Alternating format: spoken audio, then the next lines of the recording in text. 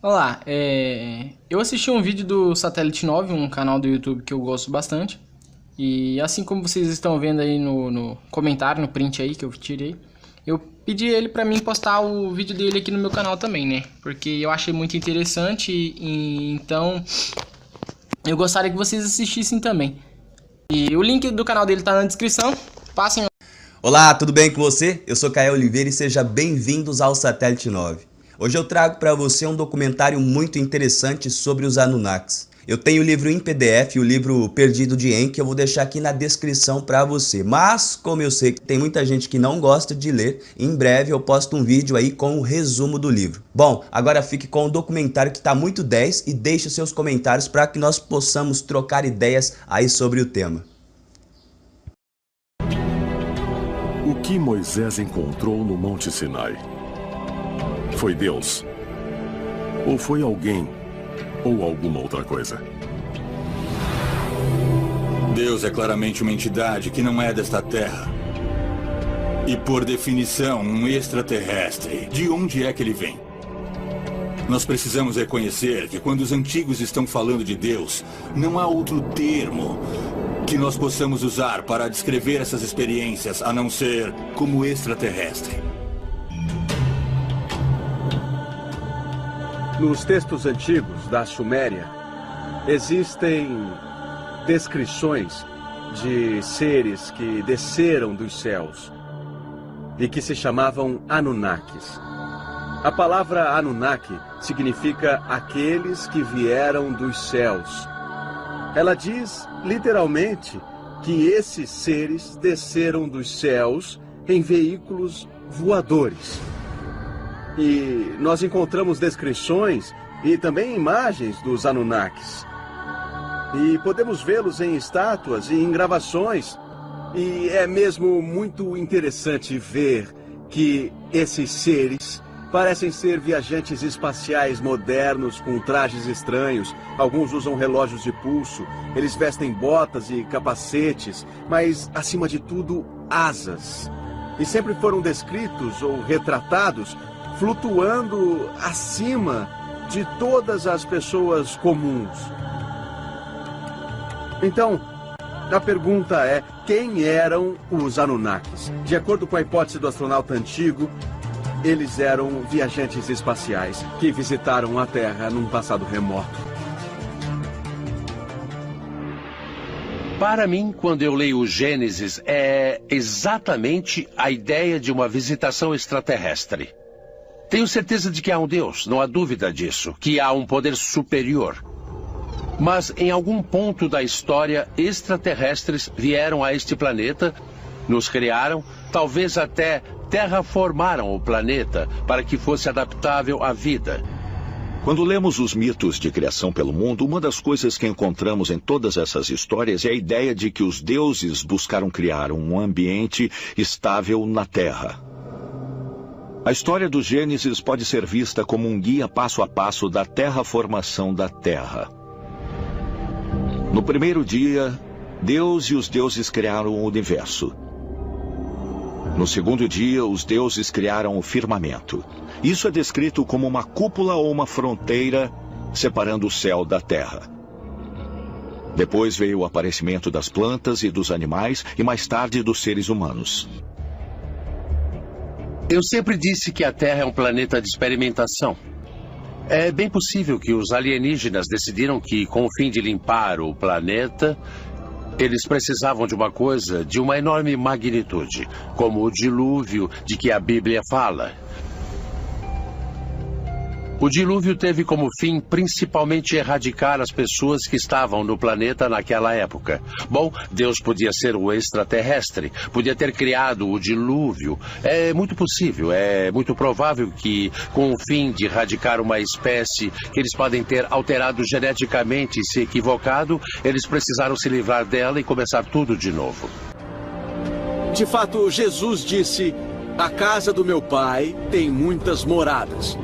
E se isso for apenas uma metáfora que sugere que as casas do universo são um conjunto de espécies diferentes, que o universo é fértil em vida e todos pertencemos a isso? Eu cresci ouvindo a minha avó falando sobre alienígenas, sobre Atlântida e todos esses pontos de vista alternativos da história.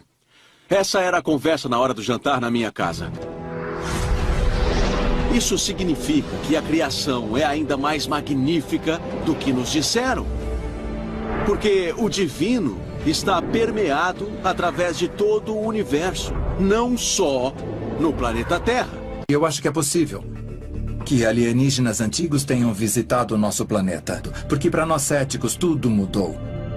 Por exemplo, nos últimos 12 anos nós olhamos o pequeno caminho do nosso sistema galáctico e até agora encontramos 3.000 planetas. Quando extrapolamos essa possibilidade por todo o sistema galáctico, é estimado que deva haver bilhões de planetas só em nossa galáxia. Então as chances de encontrar vida são extremamente altas. Mas tenho que dizer uma coisa. Se nós podemos ir até lá, por que eles não podem vir até aqui? Precisamos estar abertos para essa possibilidade que a vida neste planeta foi ligada a seres extraterrestres. Por séculos, arqueólogos, teólogos e estudiosos debatem o local e até mesmo a existência do maior de todos os mundos perdidos. O Jardim do Éden da Bíblia. Foi aqui, de acordo com o livro hebraico de Gênesis, que um paraíso uma vez existiu. Um paraíso onde os primeiros seres humanos, Adão e Eva, foram de fato criados por Deus. Quando nós olhamos para o Jardim do Éden, sabemos que há de fato uma descrição física de onde ele era. É dito que 4 rios específicos saíam dele, ou de perto dele. Então podemos de fato procurá-lo. 2 destes rios, os rios Tigre e Eufrates, são bem conhecidos. Eles correm por onde é hoje o Iraque. Os outros 2 rios descritos não são bem conhecidos. Os pesquisadores agora acreditam que o terceiro rio, conhecido como o Rio Karun, atravessa o Irã e se junta ao Eufrates ao norte do Golfo Pérsico. Então, em 2010, imagens de satélite revelaram um rio fóssil, ou um leito seco de rio chamado Wadi Baton, que uma vez fluiu pelo norte da Arábia e também se juntou ao Eufrates. Poderiam esses 2 rios ter sido o local dos rios Pison e Gion? Os rios perdidos mencionados na Bíblia que apontam para a localização real do Jardim do Éden? No livro de Gênesis tem um trecho que diz que 4 rios formam um rio. Então, uma leitura muito atenta indica que quando você junta os 2 rios que estão hoje no Iraque, o Tigre e o Eufrates, com o rio que está no Irã, o Karun, e o rio fóssil na Arábia, você forma um rio, sendo esse o local aproximado ao norte do Golfo Pérsico. E de acordo com a Bíblia, esse único rio corria pelo Jardim do Éden. Então, com base em imagens do local e uma leitura atenta do texto hebraico, eu acho que a localização do Jardim do Éden está sob as águas do Golfo Pérsico e não em terra. Os cientistas acreditam que durante a última idade do gelo, as calotas polares tinham 3 quilômetros de altura. E o nível dos oceanos era 50 metros mais baixo do que é hoje. Estudos recentes sugerem que a área do Golfo Pérsico teria sido uma planície seca e fértil do tamanho da Inglaterra, oferecendo um refúgio ideal para alguns dos primeiros humanos fora da África, cerca de 75 mil anos antes. Mas como as calotas polares derreteram ao longo de milhares de anos, as águas do que é agora o Oceano Índico inundaram a Terra e formaram o Golfo Pérsico. Durante esse longo período, houve pelo menos 3 episódios de inundações muito importantes, onde você veria uma subida de 9 a 12 metros do nível do mar da noite para o dia. Será que uma grande inundação, talvez a descrita na história bíblica da Arca de Noé, foi mesmo a responsável pelo desaparecimento do chamado Jardim do Éden, mas que a prova pode ser encontrada ao se estudar textos sumérios antigos. Mesopotâmia. A mais antiga civilização conhecida da Suméria é de 5.000 a.C. e seu primeiro assentamento no sul da Mesopotâmia foi chamado Eridu. Os sumérios antigos têm uma história maravilhosa. Eles acreditavam que viviam em uma área que era mais ao sul da Suméria da época. E nós sabemos disso porque eles disseram que saíram do mar. Escritos cuneiformes antigos que sobreviveram em tábuas de argila sugerem que os sumérios foram levados para Eridu por seu deus Enki. Os textos cuneiformes também descrevem uma raça alienígena chamada Anunnaki, que veio à Terra e criou o primeiro homem moderno.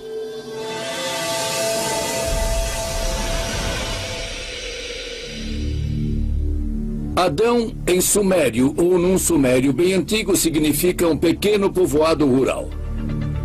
Eva, entretanto, não é em sumério. Eva é em árabe e nas línguas semitas significa aquela que dá à luz. A palavra Éden é uma palavra pré-suméria e significa plano.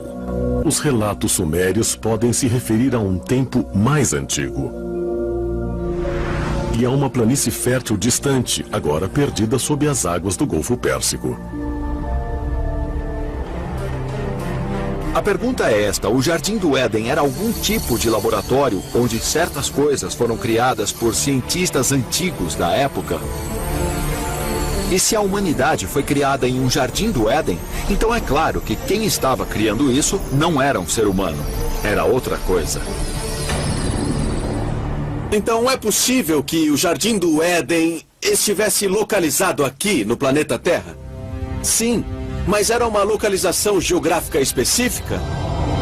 Não sei, não tenho certeza. Pessoalmente, eu estou mais inclinado à ideia de que o Jardim do Éden era algum tipo de ambiente fechado em algum lugar na natureza. Mas com certeza era algum tipo de laboratório, de onde se originou o homem moderno. É realmente possível que os primeiros seres humanos fossem criados por seres extraterrestres, no que é referido na Bíblia como o Jardim do Éden. Se assim for, a prova existiu o tempo todo nas tábuas de pedra cuneiformes dos sumérios antigos? Para alguns, as respostas para essas perguntas podem estar na história da origem da primeira civilização da Terra.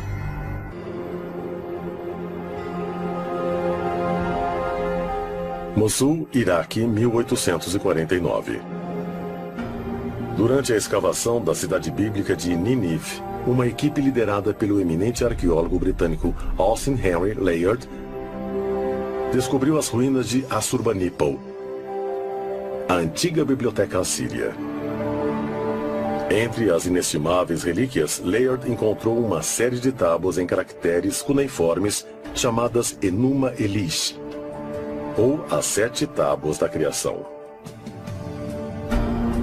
As tábuas são basicamente um texto escrito em colunas de cerca de 20 a 25 centímetros de altura, 15 a 18 centímetros de largura e são feitas de argila. E quando a argila estava quase endurecendo, um escriba usava um estilete para gravar as histórias da nossa existência neste planeta. As 7 tábuas da criação narram a história de um grupo de deuses, os Anunnaki, que vieram do céu para dar origem à raça humana. Os professores, com suas mentes brilhantes, não tinham ideia das viagens espaciais, sem falar nos extraterrestres, e todos eles, sem exceção, fizeram a tradução na crença de que as histórias tratavam do Deus Todo-Poderoso. Nos textos antigos temos, por exemplo, uma palavra como céu. Abrão foi levado para o céu e trazido de volta para a terra. Devíamos trocar a palavra céu pela palavra espaço, para que possa fazer sentido.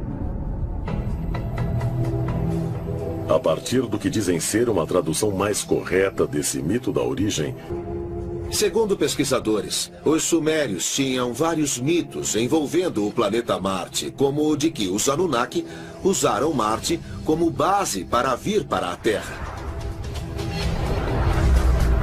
E em seguida, os Anunnaki governaram a Terra como deuses extraterrestres. Enquanto a humanidade começava a desenvolver várias civilizações. E um dia, os Anunnaki partiram de volta para o seu planeta. Ou será que não? seria possível que os deuses Anunnaki dos antigos mitos da criação fossem, na verdade, seres extraterrestres. As antigas escrituras nos dizem, por exemplo, que existem 400 mil espécies humanoides espalhadas por todo o cosmos, em diferentes planetas, sistemas solares e até mesmo dimensões. Mas onde estão esses alienígenas? Hoje, os cientistas de todo o mundo pararam de esperar. Estão agindo para encontrar vida extraterrestre inteligente. Será a tecnologia capaz de comprovar o que nossos ancestrais acreditavam milhares de anos atrás? A maioria dos cientistas da NASA concordam que explorações futuras do espaço vão descobrir vida em outros planetas. Mas elas também poderiam revelar provas de que os deuses da antiguidade eram, na verdade, extraterrestres. Os antigos egípcios acreditavam que de Sírius e de Órion vieram seres na forma de humanos, Osíris e Ísis, que incitaram a raça humana. Essa versão combina metaforicamente com o que sabemos de astrofísica. Sabemos que somos produto de estrelas. Somos literalmente feitos de estrelas. Segundo a mitologia egípcia, os deuses desceram do cinturão de estrelas de Órion e de Sírius, a estrela mais brilhante do céu. Sírius e Órion são de grande importância, porque representam Ísis e Osíris, o deus e a deusa de quem a civilização egípcia e, afinal, qualquer civilização humana nasceu. Então, para os antigos egípcios, Osíris era Órion. A constelação era a personificação do grande deus Osíris, que estava sempre acima de nós, nos olhando de cima para baixo e sempre nos julgando. Afinal, era ele a decidir se teríamos a vida eterna ou se seríamos reciclados de volta à massa espiritual para começar tudo de novo. Para os antigos egípcios, era muito claro que Órion se ligava com a criação. Especificamente a criação mágica. Se aceitarmos o que nossos ancestrais diziam, vemos a verdade que Órion representa. E isso tem a ver com a criação mágica. E criação, naquele tempo, se ligava aos deuses. Órion e Osíris eram iguais no Antigo Egito. Os egípcios acreditavam que Osíris iria retornar de Órion um dia. Cada cultura da antiguidade tinha esse conceito de que alguém vai retornar um dia. Ainda esperamos o retorno de alguém.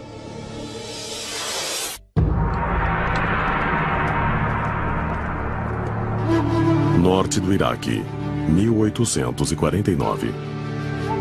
Na margem esquerda do rio Tigre, perto da cidade de Mossul, uma equipe de arqueólogos do British Museum descobre milhares de placas de argila contendo escrita cuneiforme, que eles acreditam terem sido escritas por sacerdotes babilônios no século VII a.C.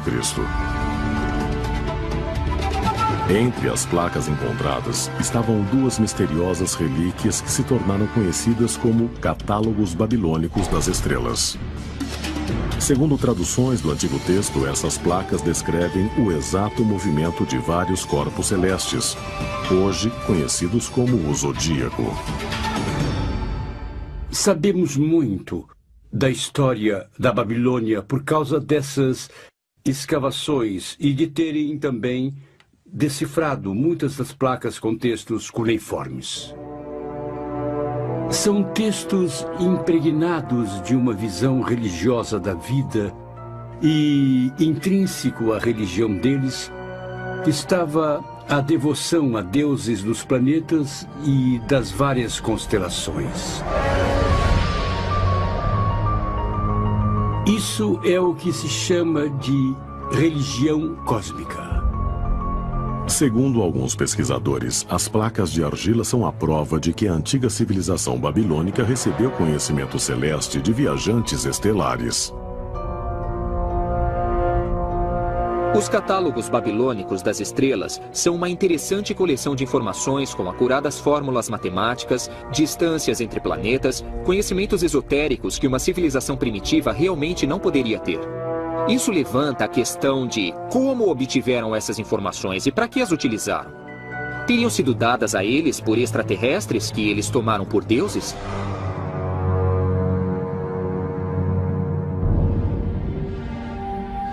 Como em muitas culturas antigas, os babilônios descrevem Órion tanto como constelação quanto como ser supremo.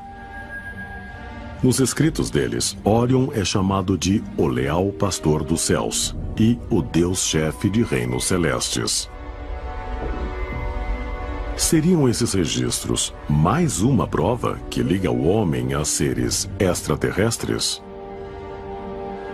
Para os babilônios, a constelação de Órion era chamada Sipasi-Ana, que quer dizer pastor de Anu. Normalmente traduziríamos isso por pastor do céu, porque Anu era visto como Deus do céu. Se voltarmos ainda mais, vamos achar uma antiga representação de Órion em forma que mais parece um pássaro e com referência a ele como mensageiro. Será possível que o que temos aqui é uma descrição rudimentar de um tipo de dispositivo de comunicação interestelar? Estariam os católicos babilônicos potencialmente documentando uma antiga estação espacial extraterrestre orbitando a Terra, habitada por antigos alienígenas vindos de Órion?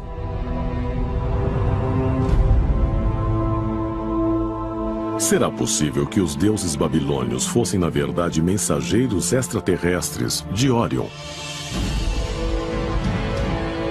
Se for assim, poderiam esses visitantes do outro mundo ter criado a humanidade aqui, no crescente fértil, onde a civilização historicamente começou há mais de 5.000 anos?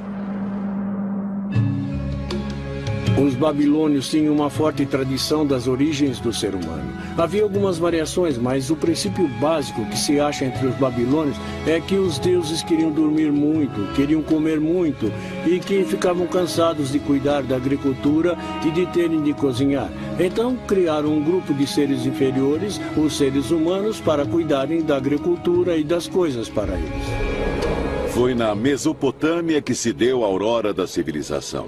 Foi um dos primeiros locais onde os alienígenas vieram para começar a semear a civilização no planeta. E a civilização evoluiu para a Suméria e Babilônica.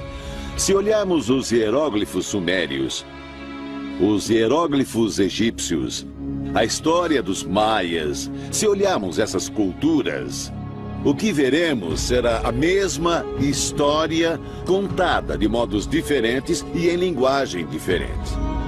Os que vieram das estrelas vieram para cá e começaram a civilização humana. Seriam as histórias sobre as origens na versão babilônica, localizada no berço da civilização, a prova cabal de nossa divina ligação com a constelação de Órion?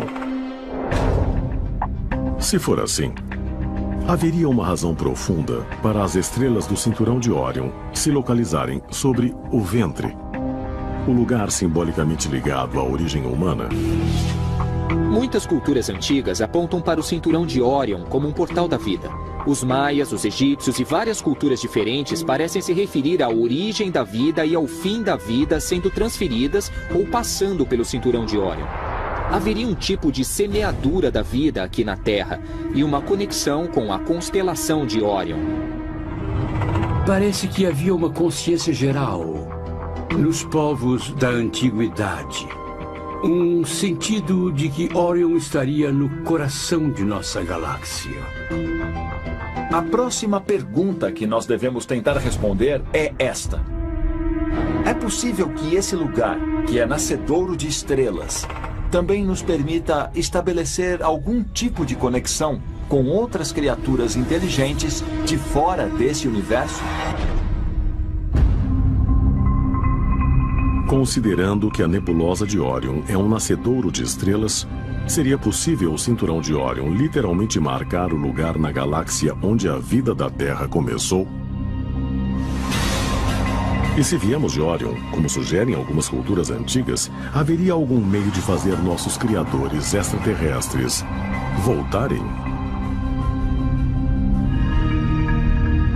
Quando se vêem as correlações entre Órion, o que isso parece mostrar é que nós viemos de Órion, é de lá que vieram os extraterrestres.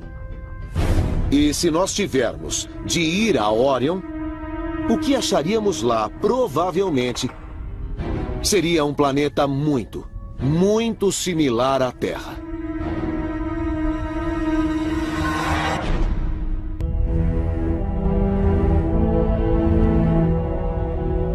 11 de janeiro de 2006. O telescópio espacial Hubble capturou imagens inéditas da nebulosa de Órion. Uma grande formação estelar a 1.500 anos-luz da Terra.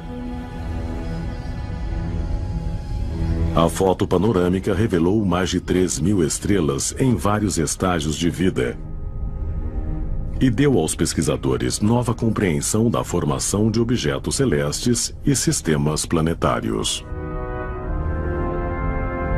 Segundo teorizam modernos cientistas, é aí, nessa misteriosa nuvem de poeira e gás, que estrelas e planetas podem ter sido criados há bilhões de anos. Astrônomos se referem a ela como M42, nome não muito charmoso, mas como viveiro de estrelas, onde as estrelas nascem. Então essa parte de Órion está sendo muito estudada pelos astrônomos. É uma região de formação rápida de estrelas. Há estrelas jovens e provavelmente muitos planetas também jovens, formados por gás e poeira cósmica da nuvem que se transforma na nebulosa de Órion. Estrelas que nascem obviamente mostram que certas coisas estão acontecendo no local a um nível que simplesmente nós não entendemos bem. Mesmo com a tecnologia de hoje, viajar a Órion levaria centenas de milhares de anos. Mas não haveria outro mecanismo mais profundo, talvez de fora deste mundo, que tornasse uma viagem dessas possível durante a vida? Nossos foguetes mais rápidos são muito lentos e insignificantes. Estamos falando sobre 1/100º da velocidade da luz, com sorte. Qualquer objeto que lançarmos para fora do sistema solar levará milhares de anos para chegar à estrela mais próxima. Acredite se quiser, mas com 4 bilhões e 600 milhões de anos, nosso sistema solar é um dos mais jovens no universo. Se houver civilizações em outras galáxias, será que são mais avançadas do que as da Terra? Será que estão à nossa frente na capacidade de viajar pelo espaço e pelo tempo?